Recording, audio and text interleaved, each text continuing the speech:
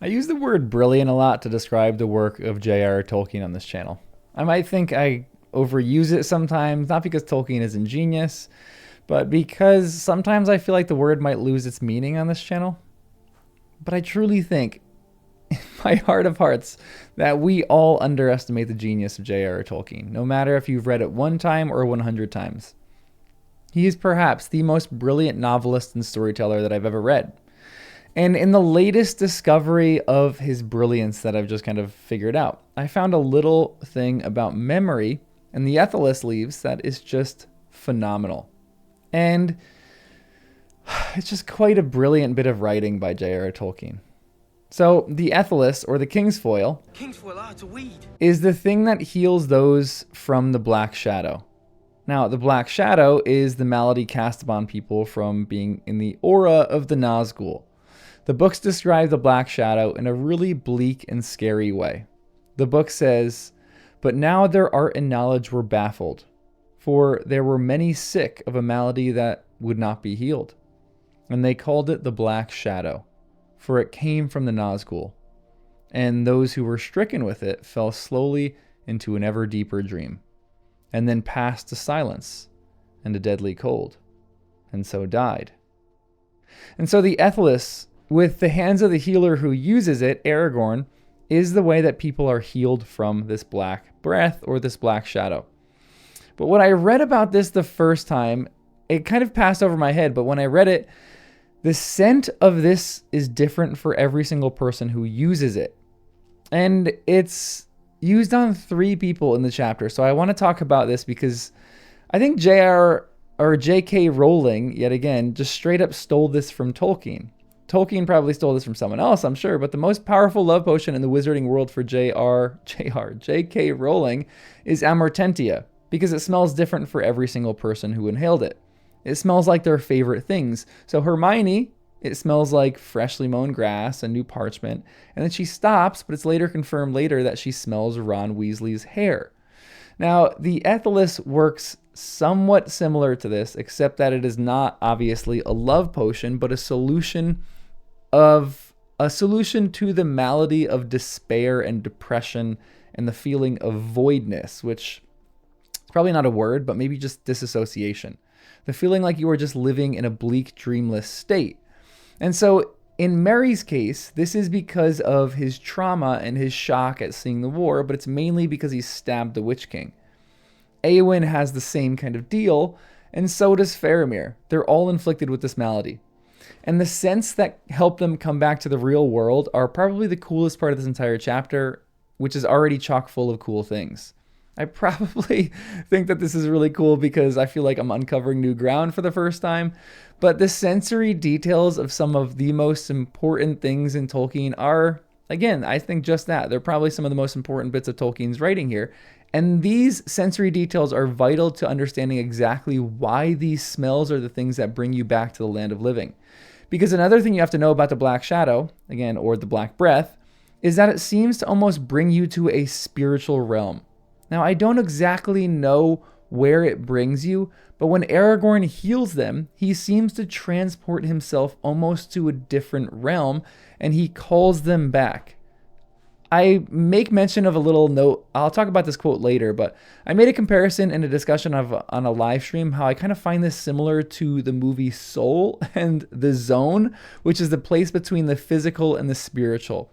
Now, 2 kinds of people go into the zone in the movie Soul. People who are so into what they're doing that they kind of seem to be transported to a different realm, the spiritual realm, but also people who are so obsessed by what they're doing that they are almost trapped there because they lose themselves doing whatever they're doing. Now, a character called Moonwind is the one who helps people who are trapped in this realm get back, and this character feels like Aragorn to me. Someone who is able to kind of move into this spiritual realm and rescue people from being trapped in it and transported back home to the world of the physical. Because the Black Shadow eventually kills you. Because you are almost too in the spiritual realm, which that's kind of weirdly where the Nazgul seem to come from. Now, I'm going to make a weird transition to something else here so that I can actually connect these two threads. But when I took basic writing classes in school and then beyond school, one of the first and best pieces of advice that people give to new writers is to use sensory language and sensory details. Include all 5 senses. Include not just what you can see with your eyes, but what you can taste and what you can smell in the scene as well. One of the reasons for doing that is it kind of creates much more of sensory writing, and it immerses the people who are reading your book into the story. It also it really helps put the reader into the story in those very real details. Because the two most powerful senses are scent and smell for recalling memory. Think about this one. What is one scent that immediately takes you back to a memory you had when you were a kid? I just had one this morning. I was walking my dog in the dew and the freshly mown grass in the fall air, and I was brought immediately back to playing soccer as a kid. I thought about my team, and I kind of wondered how everyone was doing, and it took a half second, not even, for that scent to kind of transfer me back to that memory. And so scent has a wildly powerful ability to do that. Also let me know in the comments below what you actually think the Ethelis or the Amortentia would smell like to you. What would the good smell be like to you? Because the connection here's the connection between these two. The black shadow essentially seems to put people into a dreamlike state, like a horrible dream, where they cannot escape it. Mary actually describes it this way 2 times. The first instance he has the black breath is when he's in Bree, and he says this: I had an ugly dream, which I can't remember. I went to pieces. I don't know what came over me. And then later, in this specific chapter in the Houses of Healing, he says this: to Mary, the ascent seemed age-long, a meaningless journey in a hateful dream, going on and on to some dim ending that memory cannot seize. So even the very description of what the black shadow does is that those who were stricken with it fell slowly into an ever deeper dream. In our normal earth, we have a way to attempt to wake people up from this dreamlike state. We use smelling salts, a strong and powerful scent that jolts you out of this. Ethelists are like good smelling salts. They are essentially scents that bring you back to a place where you feel safe, or a place that you want, and thus bring you back to the land of the living. They are the things that rip you back out of this dreamlike state and bring you back to the physical world. Essentially, I believe by proving that the physical world is real yet again and making it a place worthy to come to. Because an apt metaphor for depression and despair and shock is that you kind of feel like the physical world doesn't really exist. It feels ethereal, like nothing really matters, and that you don't really notice or care about any of the small details. Smell brings you out of that. And so the first person that is healed from this has a very distinct smell that brings them out of that. It's Faramir. And so the book describes Aragorn healing him in this way. Now Aragorn knelt beside Faramir and held a hand upon his brow. And those that watched felt that some great struggle was going on. For Aragorn's face grew gray with weariness, and ever and anon he called the name of Faramir, but each time more faintly to their hearing, as if Aragorn himself was removed from them, and walked afar in some dark vale, calling for one that was lost. And at last Beargal came running in, and he bore 6 leaves in a cloth. It is kingsfoil, sir, he said, but not fresh, I fear. It must have been culled 2 weeks ago at least. I hope it will serve, sir. Then looking at Faramir, he burst into tears. But Aragorn smiled. It will serve, he said. The worst is now over. Stay and be comforted. Then taking 2 leaves, he laid them on his hand and breathed on them. And then he crushed them, and straightway a living freshness filled the room, as if the air itself awoke and tingled, sparkling with joy. And then he cast the leaves into the bowls of steaming water that were brought to him. And at once all hearts were lightened, for the fragrance that came to each was like a memory of dewy mornings, of unshadowed sun, in some land of which the fair world in spring is itself but a fleeting memory. But Aragorn stood up as one refreshed, and his eyes smiled as he held a bowl before Faramir's dreaming face. Now, hold on to this scent for a second, because the next paragraph says this, which I kind of want to talk about too. "Well, now, who would have believed it?" said Yorith to a woman that stood beside her. "That weed is better than I thought. It reminds me of the roses of Imloth Melwi, when I was a lass, and no king could ask for better." Suddenly Faramir stirred, and he opened his eyes, and he looked on Aragorn, who bent over him, and a light of knowledge and love was kindled in his eyes, and he spoke softly, "My lord, you called me? I come. What does the king command?" First off, I love Faramir's response. I'll probably write about this later this week. But Yorith smells something different for what Faramir smells. She smells a scent that is like the roses of Imloth Melwi when she was a young girl. Faramir seems to smell a memory of dewy mornings of unshadowed sun in some land which the fair world in spring is itself but a fleeting memory. Now, if I were to describe a scent that would bring Faramir back just based off his personality and what I've read previously in this book, it is this one. If you've read anything about him in the previous sections and chapters of this book, this is perfectly in line with what Faramir seems to be desiring. Unshadowed sun in the fair world where spring is but a fleeting memory. It's even written in the sense of Aragorn. He smells a beautifully sunny summer day.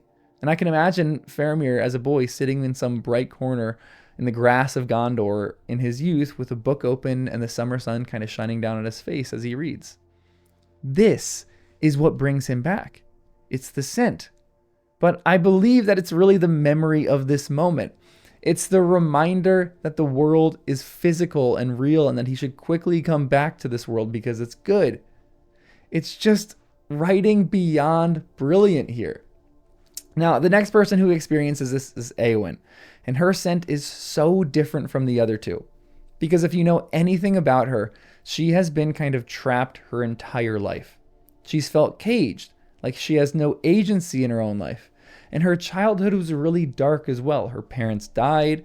She had to take care of her uncle, who was kind of stricken by this malady of having Grima Wormtongue all the time around. And she had to dodge the attacks of Grima Wormtongue and his advances on her when she kind of came of age. If anyone in this story would have a bad memory of their childhood and wouldn't have any sense or smells to bring them out of that, it would be Eowyn. And so this is what the book describes for her scent of the Ethelis. It's so good. It is brilliant. It says, "Then Aragorn stooped and looked in her face, and it was indeed white as a lily, cold as frost and hard as graven stone. But he bent and kissed her on the brow, and called her softly, saying, Eowyn, Eowyn's daughter, awake, for your enemy has passed away. She did not stir, but now she began to breathe deeply, so that her breasts rose and fell beneath the white linen of the sheet. Once more Aragorn bruised 2 leaves of Ethelis, and cast them into steaming water, and he laved her brow with it, and her right arm lying cold and nerveless on the coverlet. Then, whether Aragorn had indeed some forgotten power of westerness, or whether it was but his words of the Lady Eowyn that wrought on them, as the sweet influence of the herbs stole about the chamber, it seemed to those who stood by that a keen wind blew through the window, and it bore no scent, but was an air wholly fresh and clean and young, as if it had not before been breathed by any living thing, and came new made from snowy mountains high beneath a dome of stars, or from shores of silver far away, washed by seas of foam. Awake, Eowyn, Lady of Rohan, said Aragorn again, and he took her right hand in his, and felt it warm with life returning. Awake, the shadow is gone, and all darkness is washed clean. Then he laid her hand in Eomer's, and stepped away. Call her, he said, and he passed silently from the chamber. Another side note, but the brilliance of Aragorn here to leave the room and have her brother, whom she truly and actually loves, to be the one that wakes her up, is the real and true hands of a healer who knows what he is doing. Eowyn at the moment is probably confused about her crush of Aragorn. And there's a lot of debate whether she actually does have one or not. And I think if she woke up to Aragorn, she might fall into some bad mental state again about the man who kind of kept her back from fighting and riding with him, but also the man that she kind of thinks that she loves, but doesn't really love at the same time. And so Aragorn skirts that whole problem and has her brother wake her up. But then her scent is something unsmelled before. It says, a keen wind blew through the window, and it bore no scent, but was an air wholly fresh and clean and young, as if it had not before been breathed by any living thing, and came new made from snowy mountains, high beneath a dome of stars, or from shores of silver, far away washed by seas of foam. Now, this is the scent of freedom and new life. Maybe people who have read the Silmarillion know more than I do about this, but the very idea here to me is that she is smelling freedom. That she is smelling what it smells like to be uncaged and to truly live her life in freedom. For Eowyn, the scent isn't a memory, but it's more like hope and a promise that she can truly live the life that she wants to live, and she can have her own agency over her own life. It is an unbelievable writing device by Tolkien here, and I will never shy away from talking about how brilliant that this is. And finally, the simplest of the group is Merry. Now, his scent is really simple, but it's still really beautiful. The book says this: Then Aragorn laid his hand on Merry's head, and passing his hand gently through the brown curls, he touched the eyelids, and called him by name. And when the fragrance of Ethelis stole through the room, like the scent of orchards and of heather in the sunshine full of bees, suddenly Merry awoke. And he said, I am hungry. What is the time? Now, I love that he says he's hungry there. You truly know that this is actually Merry coming back. But I think he's actually smelling the Shire. The Shire is the thing that brings him back to the land of the living out of this dreamlike state, because he is just missing that place so much. So imagine with me that you're in this realm, and this is the spiritual dreamlike state that you're in, and you smell the Shire. You smell bees and the heather and the orchards. And you, like Merry, would probably be roused out of this dreamlike state. It's like Michael Scott saying that he loves to be woken up by the smell of bacon. It's like waking up on Christmas morning to the smell of cinnamon rolls. This memory of the Shire, this scent of the Shire, is a physical reminder that the real world exists, and that they should come back to the real world as fast as they can. Because out of all the senses that can bring us back to this real world, smell is probably the most likely one to do it. And so in the end of this entire thing, the Ethelis isn't just this healing herb. It's, I think, Tolkien's embodiment of how the world itself remembers. That every scent that awakens the wounded is a callback to meaning. A reminder that the world is still good and still beautiful and still worth coming back to. But for Faramir, it's memory. A vision of what once was pure and sunlit. For Eowyn, it's hope, the scent of freedom that she's probably never yet breathed. And for Merry, it's the smell of home. The smell of orchards and bees, and of a simple life and of laughter. Tolkien knew that healing is not abstract. It doesn't come just through these moments, but it comes through senses, through love, through memory. I kind of think that we should implement this more in therapy and healing in this world. He understood that sometimes what saves you is not reason or courage or magic, but familiar smells of something that reminds you that life still exists beyond the shadows and can be a really beautiful thing. So that's all I got for you today. I just continually think that Tolkien is the most brilliant writer of all time, and I'm never I don't think going to be unimpressed with how he writes these stories. So if you like this, make sure you subscribe. You can also like the video. You can also become a member if you want, for some members only content and some early access to videos. And as always, remember to look toward Numenor that was, and beyond to Elvenhome that is, and to that which is beyond Elvenhome and will ever be. I'll see you in the next one.